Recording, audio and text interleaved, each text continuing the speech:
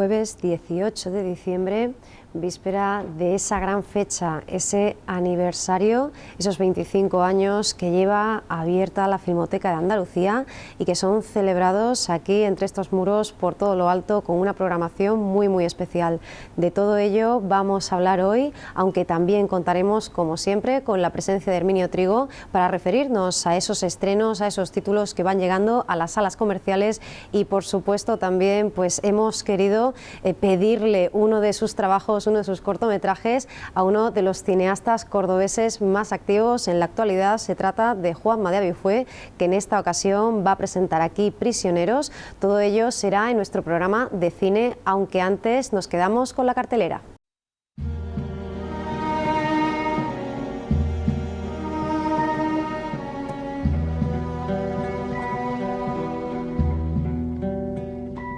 Play the guitar, play it again, my Johnny.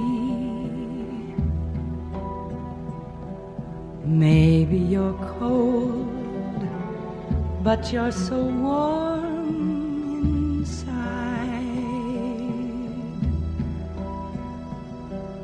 I was always a fool for my Johnny, for the one they call Johnny Guitar. Play it again, Johnny Guitar. What if you go? What if you stay? I love you. What if you're cruel? You can be kind, I know. Y ya nos acompaña Herminio Trigo. Herminio, ¿qué tal? Bienvenido y muchísimas gracias una semana más por estar aquí con nosotros. Sí, muchas gracias a vosotros también por estar aquí, por darme la ocasión de estar aquí.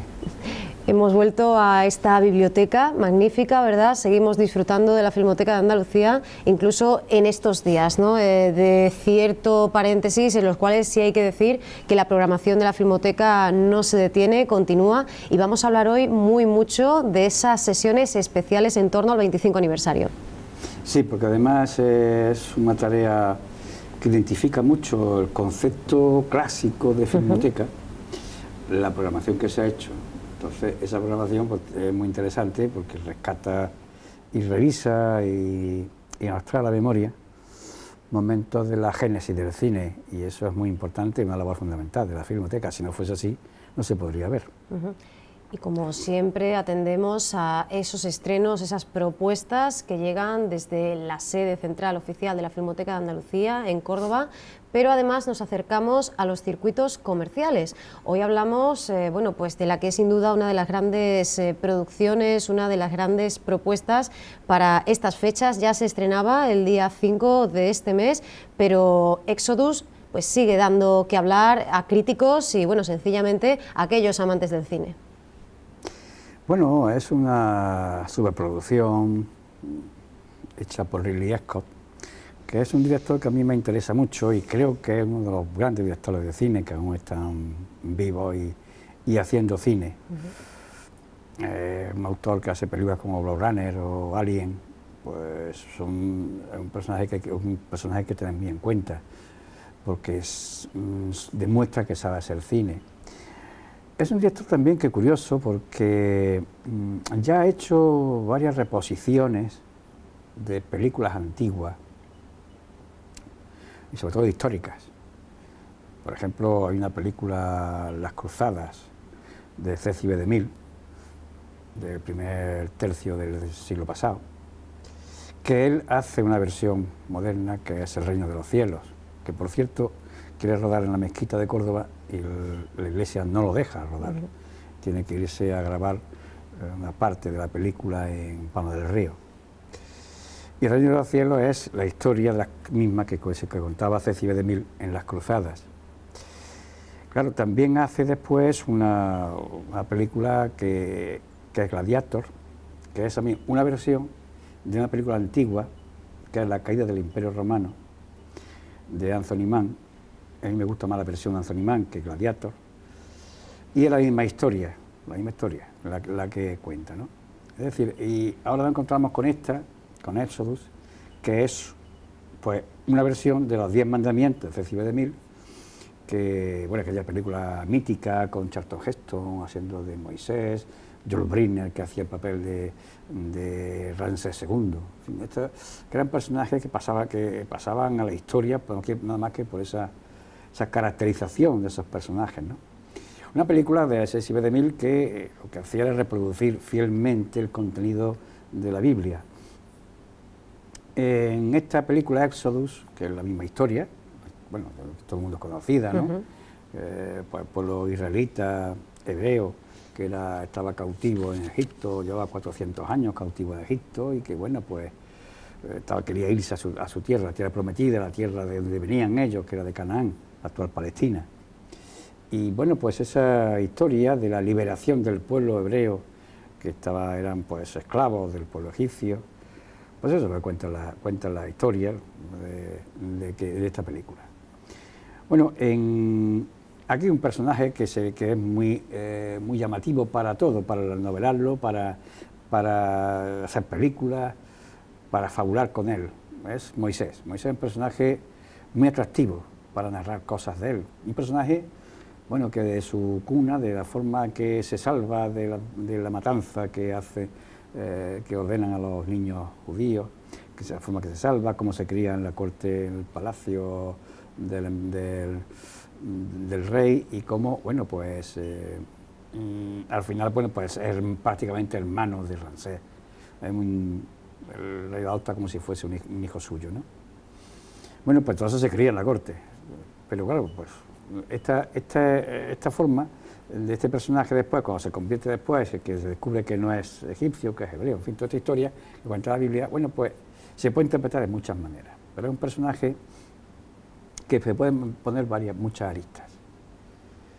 El personaje, por ejemplo, que emplea, por hacer un paralelismo con los 10 mandamientos, que creo que la película que estamos cansados de ver, porque la televisión la pone todas las Navidades o todas las Semanas Santas. Por esta fecha llega la parrilla televisiva sí o sí. Sí, o bien en Semana Santa, siempre son fechas para programar esta película. Bueno, pues en los 10 mandamientos Moisés es un personaje convencido, que bueno, es un personaje que al final, bueno, pues se cree que es el elegido de Dios, y por tanto se convierte prácticamente en un profeta que defiende aquello, ¿no?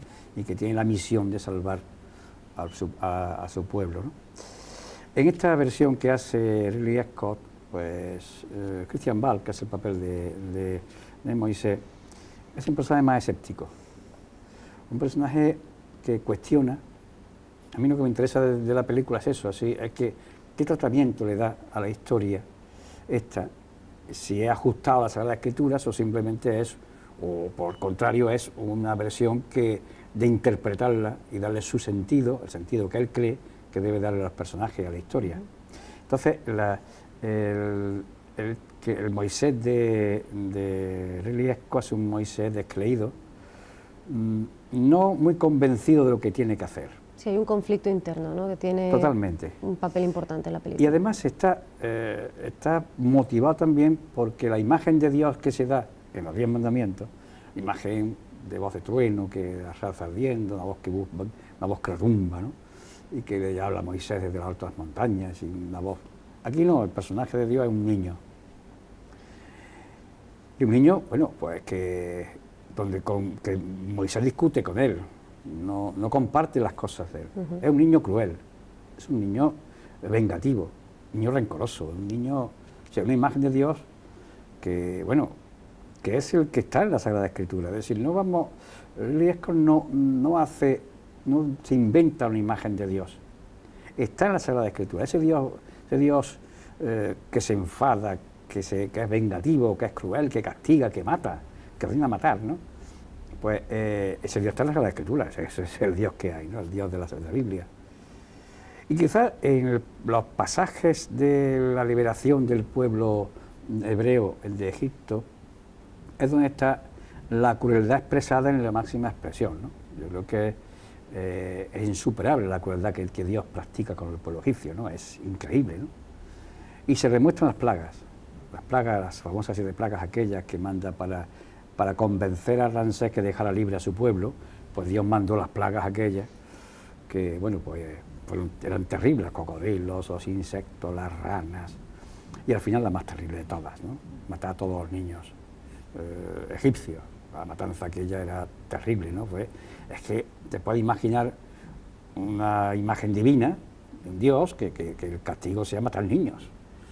O sea, que es una cosa tremenda, ¿no? Una cosa de una crueldad que hoy día pues sería impensable, ¿no? Y Moisés intenta advertir que cuidado que viene esto muy gordo, ¿no? Que este hombre, este Dios se ha cabreado, ¿no? Y va en serio. Entonces, esa a veces falta de sintonía es lo que realmente yo he notado en la película como novedoso y que me ha interesado más. La película rodada en 3D, con efectos 3D, hecha para 3D. Entonces, claro, la tercera dimensión es básica en la película y está la espectacularidad está al servicio de eso. Y es espectacular, en ese caso, es muy espectacular. Pero esa espectacularidad ya la hemos visto. Es decir, está llegando un momento en el 3D que al principio nos llamó mucho la atención porque introducía una visión distinta que cautivaba y encantaba, ¿no? Pero se ha hecho un mal uso de todo eso y entonces han surgido las películas de los superhéroes y ya se ha avanzado tantísimo en eso que ya a mí por lo menos personalmente no me llama mucho la atención, porque yo lo he visto antes, ¿no? Es decir, si vamos a hacer efectos especiales absolutamente que te enganchan, pues vemos Gravity, por ejemplo, ¿no? Que es magnífica, ¿no? En ese aspecto. O bueno, pues esas de mamporrazos, destrucciones, y pues de Capitán América, o todas estas que se han hecho de los superhéroes de la Marvel. Entonces, todo eso ya está hecho. Entonces, cuando te enfrentas a esta película que está muy bien hecha, esos efectos y todo esto, pero a mí me queda personalmente esto yo lo he visto, ¿no? Esto ya no es para mí lo más importante, ni creo que sea para el público lo más importante. A mí me interesa más la historia que me cuenta y cómo me la cuenta. Incluso, es verdad que la versión que da Ridley Scott, pues por ejemplo, yo estoy esperando cuando vean las placas, las famosas placas aquellas, pues yo estoy esperando la del Mar Rojo, la de cruzar el Mar Rojo, esa donde Charlton Heston en los 10 mandamientos cogía la vara, tocaba el agua, se formaban unas paredes inmensas de agua y el suelo seco y por allí pasaba el pueblo de Israel, todos corriendo porque venían los carros de Ramsés, de los egipcios detrás, y cómo cuando entran los carros se unen las aguas y se desaparecen todos. Yo esperaba ese efecto, a ver qué efecto empleaba Ridley Scott en esta película para cruzar el Mar Rojo. Pero bueno, está muy bien porque es un fenómeno natural, que ya hemos visto antes incluso en la realidad. Que es un tsunami, eso lo hemos visto muchas veces, ¿no? Incluso pues, imágenes reales, ¿no? De cómo ocurre eso. Pero curiosamente hay una ola gigantesca que yo he visto antes, y todos hemos visto antes en Interestelar. Es la misma ola que vemos en Interestelar, pues se produce también aquí. Es decir, bueno, los efectos especiales también, pero para mí, digo, no añade nada nuevo. Esta película bien interpretada, Christian Bale hace un buen papel. A mí me sorprende María Valverde, nuestra María Valverde, que hace de esposa de Moisés, que hace un papel magnífico, muy bueno. A mí me gustó mucho María Valverde en esta película, me ha gustado mucho. Y bueno, pues quien sea amigo de Catástrofes y de estas historias, que vaya a verla. Quien quiera encontrar una imagen de la Biblia, que no vaya, que vea la Biblia. Y quien quiera ver una película de Ridley Scott, pues que vea Blade Runner.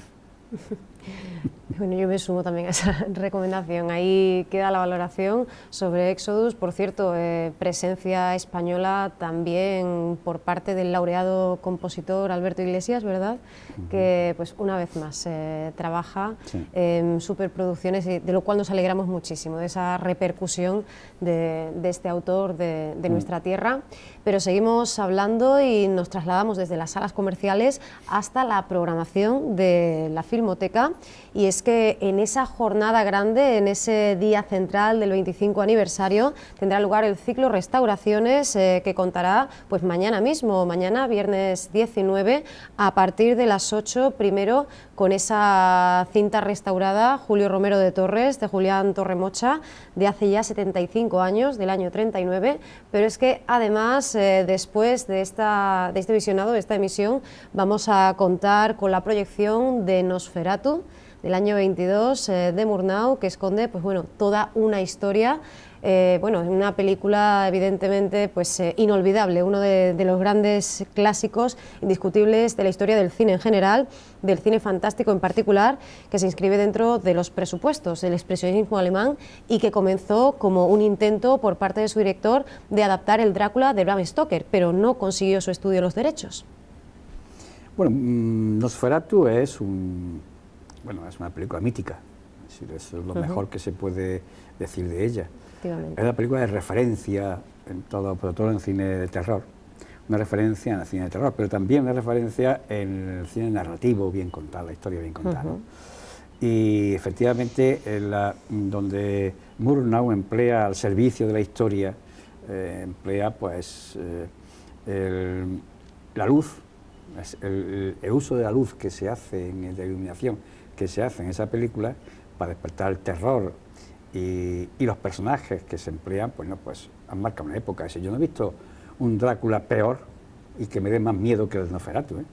Horror y belleza, ¿eh? Lo digo sinceramente, es decir, después, ¿cuántas veces, bueno, Christopher Lee, Peter Cushing, cuánta gente ha hecho de Drácula y de películas de Drácula, versiones han hecho miles de ellas, ¿no? De vampiros, pero ninguno de ellos despierta el terror que despierta este personaje, que fabrica y que hace Murnau, ¿no? Ese personaje alto, delgado, con los ojos verdes grandes, esas grandes orejas, esos colmillos afilados, con una levita, que anda por las tinieblas, va andando, se deja desplazando por las tinieblas, aquella, da pavor. Hablando de película del año 22, película muda. Entonces, da miedo. Yo creo que ese expresionismo alemán, que se ha llamado así, ¿no? El expresionismo alemán del cine alemán, bueno, pues es una historia que realmente sobrecoge. Absolutamente recomendable para quien no lo haya visto. O sea, Nosferatu es de las películas que no se puede uno perder de ver, porque es absolutamente trascendente en la historia del cine, ¿no? Y luego hay una cosa que a mí me interesa mucho de Murnau, porque esta es la gran película de Murnau, la que es reconocida por todo el mundo, la que inaugura una serie que todavía continúa, ¿no? de vampiros, de Drácula, que efectivamente tú le llamas Nosferatu, no puedes llamar Drácula porque los derechos de autor, para no pagar los derechos de autor a la viuda de Bram Stoker, el autor de la novela, y que bueno, pues tiene esos problemas. Que el contenido de la historia se repite muchas veces, que hemos visto Drácula, el Drácula de Bram Stoker, que Coppola ha hecho Dráculas, que todo esto con versiones diferentes, con visiones diferentes del Drácula, pero quien quiere ver un Drácula de terror, este es el momento. O sea, hemos visto películas de Drácula, es muy humano, es tierno, se enamora incluso, ¿no? Distintas visiones del personaje, pero terror, Nosferatu. Terror, Nosferatu de Murnau, esa es por excelencia, ¿no?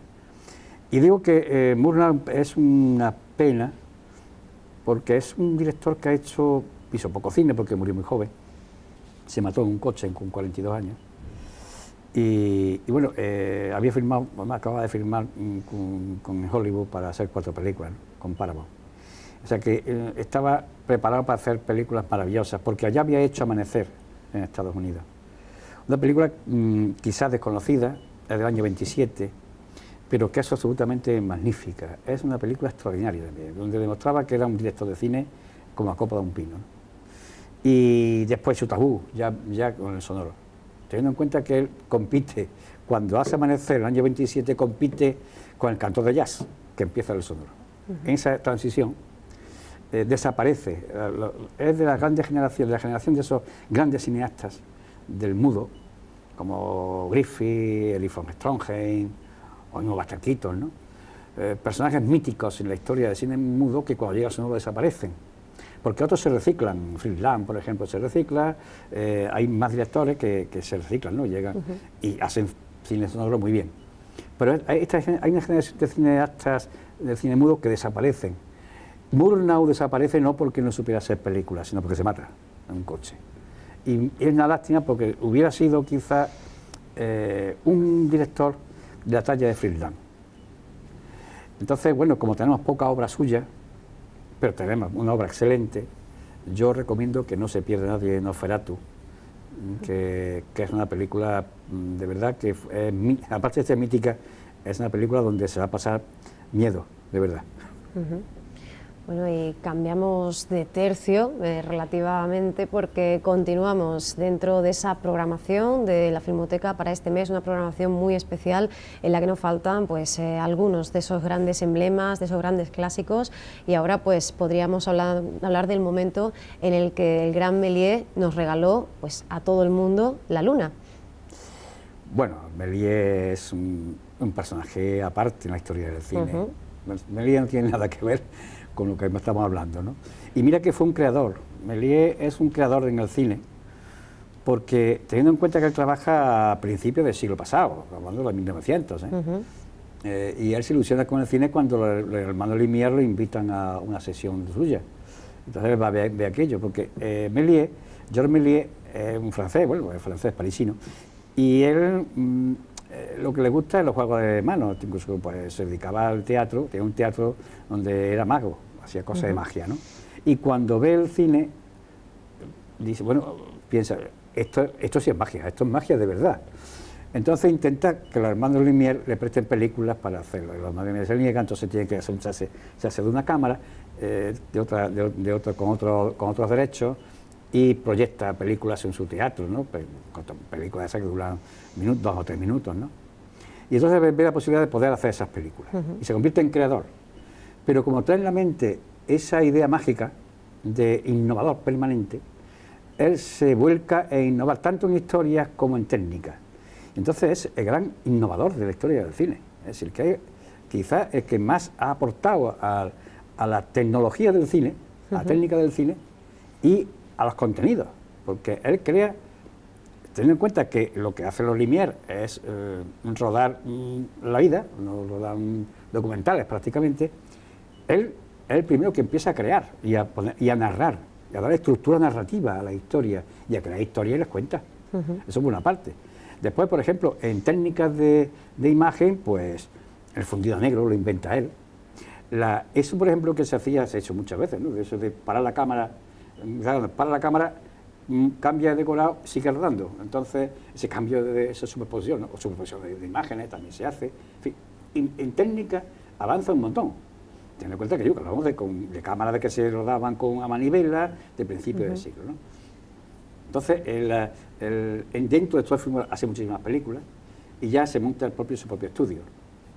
Y allí rueda El viaje a la luna, que lo proyectan en la Filmoteca, que es su película más famosa, da la vuelta al mundo, teniendo en cuenta que él hizo muchísimas películas, hizo miles de películas, pero todas desaparecieron. Se quemaron, desaparecieron, se conservan muy pocas, ¿no? De las suyas. De las que se conservan, El viaje a la luna es el más espectacular. Es magnífico, ¿no? Dura muy cortita, dura unos minutos nada más, pero es espectacular y bueno, hoy día lo vemos muy ingenuo, te ríes por la ingenuidad que tiene, pero si nos situamos en esa época, 1902, y que el cine acababa de nacer unos años antes, que el cine era una atracción de feria y que se convierte en una narrativa de ciencia ficción, donde un proyectil le pega en el ojo a la luna y bueno, hoy día digo nos reímos porque es la ingenuidad, pero en aquella época supuso un avance espectacular en la narrativa y en el cine. Claro que sí, supuso nada menos, como decía la periodista Ana Marcos, que la luna se acercara físicamente a la Tierra, que gracias a Méliès pues, se acercó a la sociedad de aquella época el futuro al presente y la imaginación a la realidad. Con esas palabras yo creo que se define muy bien esa inmensa aportación de todo un visionario. Viaje a la luna, que se proyectará, bueno, pasado mañana, sábado 20, pero que también tendrá un nuevo visionado, un nuevo pase, pues poquito después, el viernes 26. En ambos casos estamos dentro, lógicamente, del ciclo Filmoteca Junior 2014. 14 y será a las 5 de la tarde. Una hora magnífica, ¿verdad?, para los pequeños también, que en estos días navideños pues también aprovechen, ¿no?, para acercarse a esas grandes joyas del séptimo arte, además del cine propiamente infantil. Yo recomiendo, al hilo de Méliès, recomiendo una película de Martin Scorsese, que es La vida de Hugo, que cuenta la historia de Jean Méliès a través de un niño.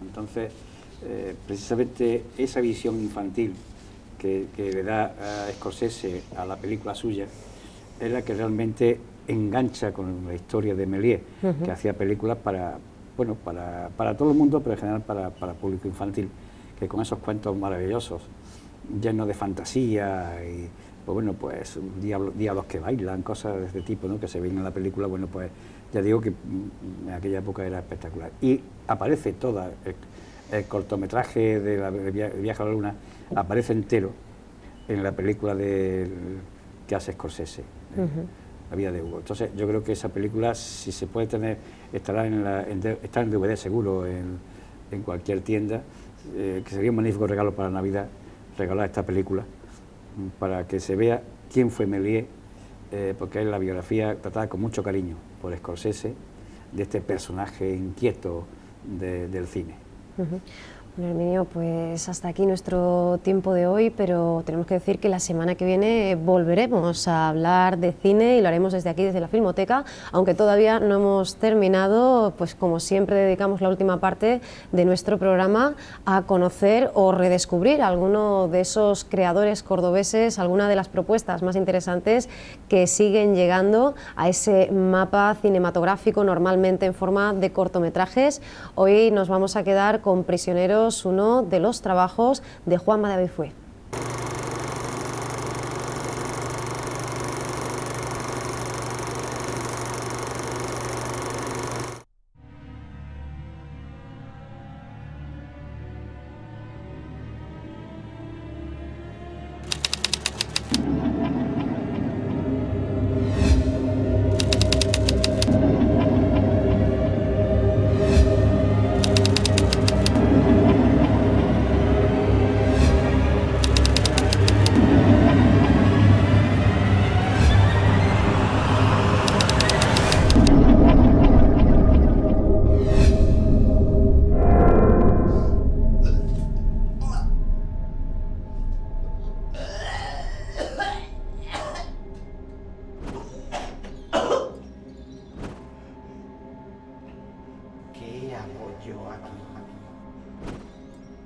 No tengo respuesta ninguna. ¿Cuál ha sido mi delito?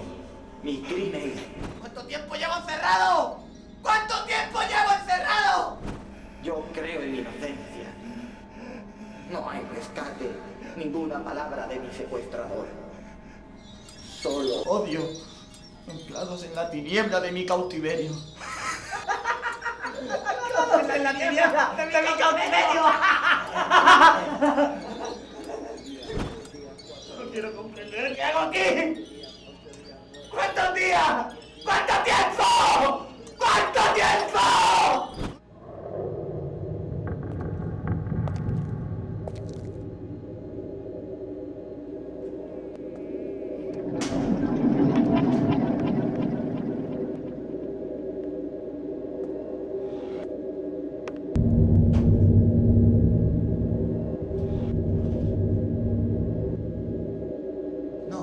No me dispare. Dígame una cosa.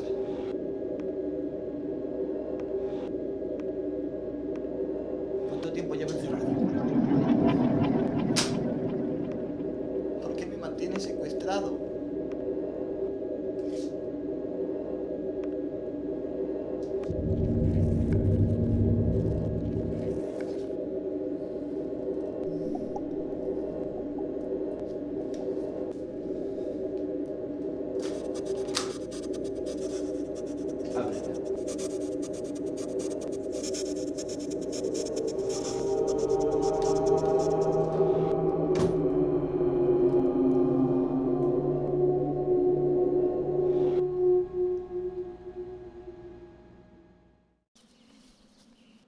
¿Qué te pasa, cariño?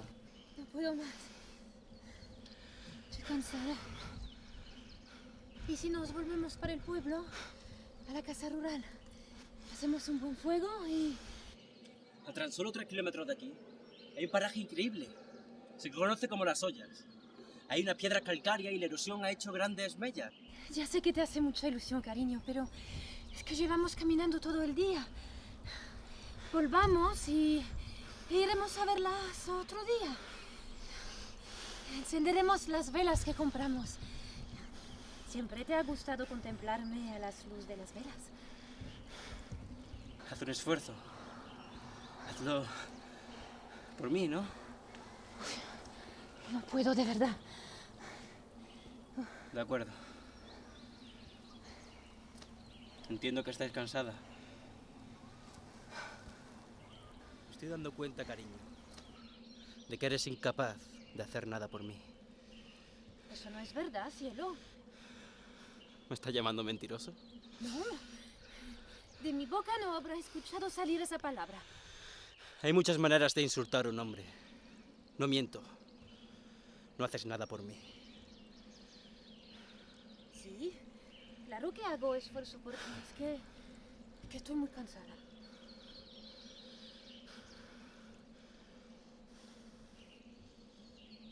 Pija remilgada. ¿Qué has dicho? Lo que has oído. Me paso el día trabajando en tu murienta ciudad, ¿eh? En tu muriento país.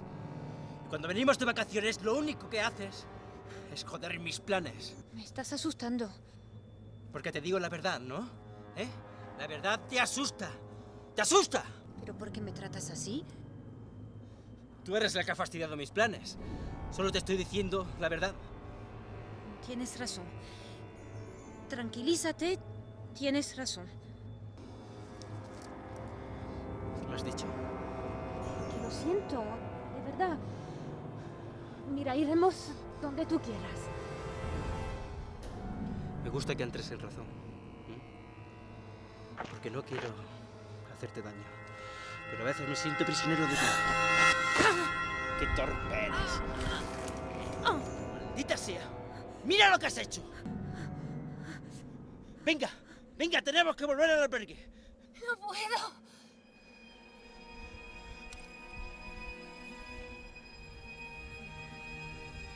A 2 kilómetros de aquí hay una carretera. ¡No te muevas de aquí! ¡No te muevas! ¡No te vayas!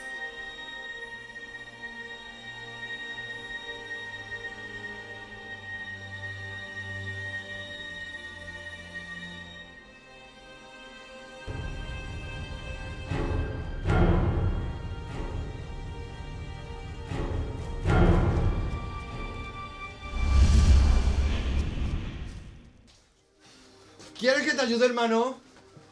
Estarás cansado de trabajar. ¿Eh? Yo puedo hacerlo. Lo he aprendido en la escuela. Lo sé, pero ya voy a terminar.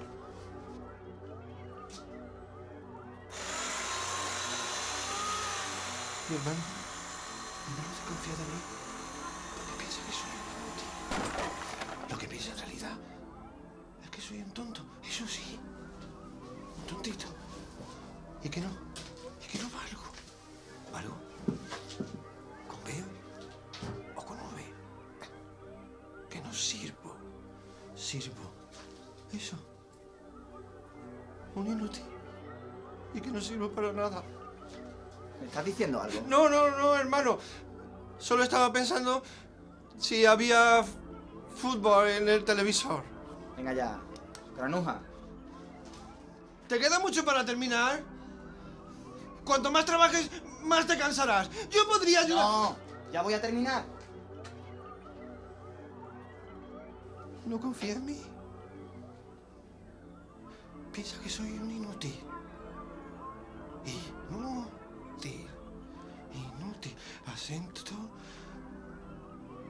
Llana no terminada en N o S o vocal. Tendré que hacerlo yo solo. Demostrar que soy solo. Hola, mamá. Sí, mamá. Estoy bien. Sí. Estoy bien, sí. El trabajo bien. Mi hermano me preocupa que se tome todas sus pastillas. Últimamente está peor. Sí. No sé, a un esquizofrénico no le vienen bien tantos cambios, mamá. Yo puedo hacerlo. No, ni hablar, no. Tú no puedes. Y ahora menos. Además, yo no soportaría verlo en una de esas horribles residencias. Encerrado como un maldito prisionero. ¡Lo he conseguido, hermano! ¡Lo he conseguido! ¡Lo he cortado! ¡Yo solo! ¡Ya no soy el inútil! ¡No soy el inútil!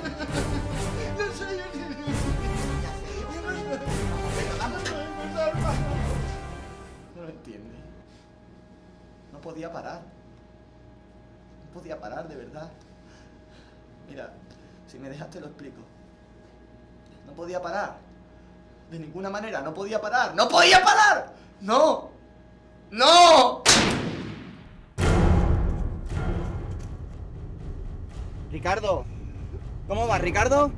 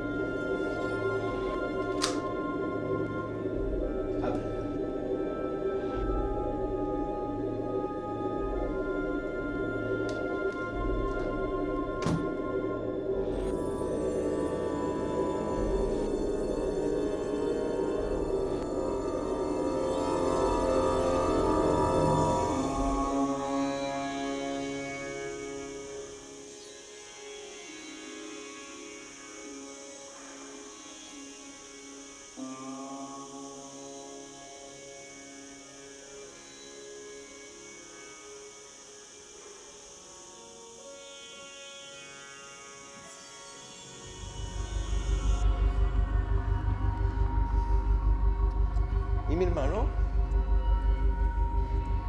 ¿Por qué no está aquí mi hermano?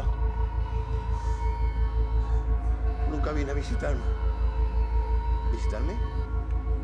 ¿Con B? ¿Con V? Nunca viene a verme. ¿Por qué? Nunca viene a verme. Visitarme.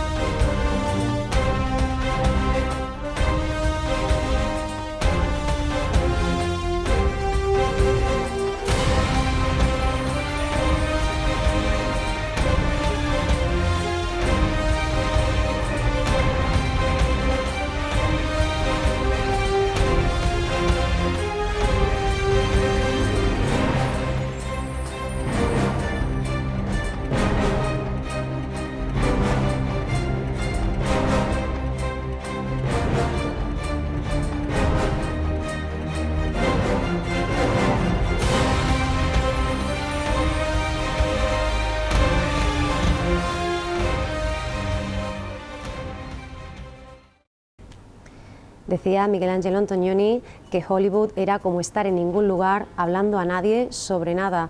Por suerte, por fortuna, es todo lo contrario a lo que sucede aquí, en este espacio, cada semana. Nos tenemos que marchar ya, pero antes queremos felicitaros las fiestas, porque es que, ya sabéis, nos volvemos a encontrar el próximo jueves, pero para entonces ya pues habrá pasado esa Nochebuena y habréis podido disfrutar, así lo deseamos de corazón, de una felicísima jornada de Navidad.